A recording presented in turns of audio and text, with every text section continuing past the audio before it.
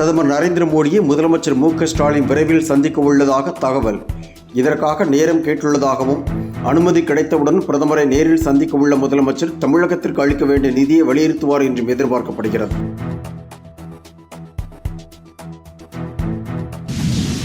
மருத்துவக் கல்வியில் சேர்ந்து பாதியில் படிப்பை கைவிட்டால் 10 லட்சம் ரூபாய் அபராதம் விதிக்கப்படும் என மருத்துவக் கல்வி இயக்குநரகம் எச்சரிக்கை.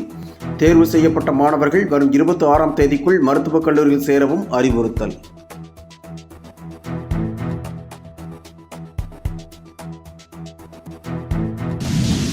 வயநாடு நிலச்சரிவில் உயிரிழந்தவர்களின் உடல்களை அடக்கம் செய்ய தலா 75,000 ரூபாய் செலவிடப்பட்டுள்ளதாக கேரள அரசு நீதிமன்றத்தில் செய்த அறிக்கையில் தகவல். ஒரு உடலை அடக்கம் செய்ய 75,000 ரூபாய் செலவா என்று எதிர்க்கட்சிகள் கேள்வி.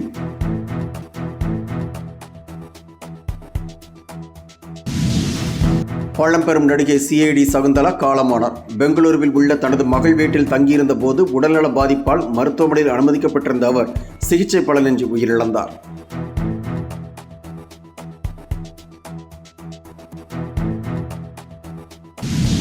ஹிரோஷிமாவில் அணுகுண்டு வீசி மக்கள் கொடூரமாக கொல்லப்பட்ட சம்பவம் குறித்து புகழ்பெற்ற இயக்குனர் ஜேம்ஸ் கேமரூன் திரைப்படம் தயாரிக்க உள்ளதாக தகவல். குண்டுவீச்சிலிருந்து தப்பித்த பொறியாளரின் வாழ்க்கை வரலாற்றை மையமாக வைத்து எழுதப்பட்ட நூலை தழுவி திரைப்படம் எடுக்க உள்ளதாக தெரிவித்துள்ளார்.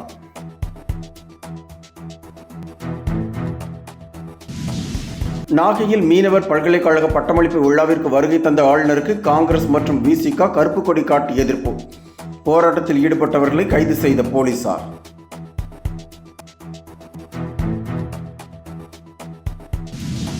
ராமேஸ்வரத்திலிருந்து சென்னை நோக்கி வந்து கொண்டிருந்த சேது எக்ஸ்பிரஸின் பெட்டிகள் திடீரென கழன்றதால் பயணிகள் கலக்கம். திருச்சி அருகே வந்து கொண்டிருந்த போது எக்ஸ்பிரஸ் ரயிலின் பெட்டிகள் தனித்தனியாக கழன்று ஓடியதைக் கண்டு அதிர்ச்சி. தந்தை பெரியாரின் கொள்கைகளை பேரறிஞர் அண்ணா, கலைஞர், முதலமைச்சர் மு.க.ஸ்டாலின் அரியணையில் ஏற்றி வருவதாக அமைச்சர் உதயநிதி ஸ்டாலின் பெருமிதம். பெரியார் கொள்கையை அனைவரும் உள்வாங்க வேண்டும் என பெரியார் பற்றிய சொற்பொழிவு நிகழ்ச்சியை சென்னையில் தொடங்கி வைத்து பேச்சு. என்றும் உங்களுடன் மை இந்தியா. முக்கிய செய்திகளை உடனுக்குடன் தெரிந்து கொள்ள சப்ஸ்கிரைப் பண்ணுங்க, பெல் பட்டனை பிரஸ் பண்ணுங்க. என்றும் உங்களுடன் மை இந்தியா.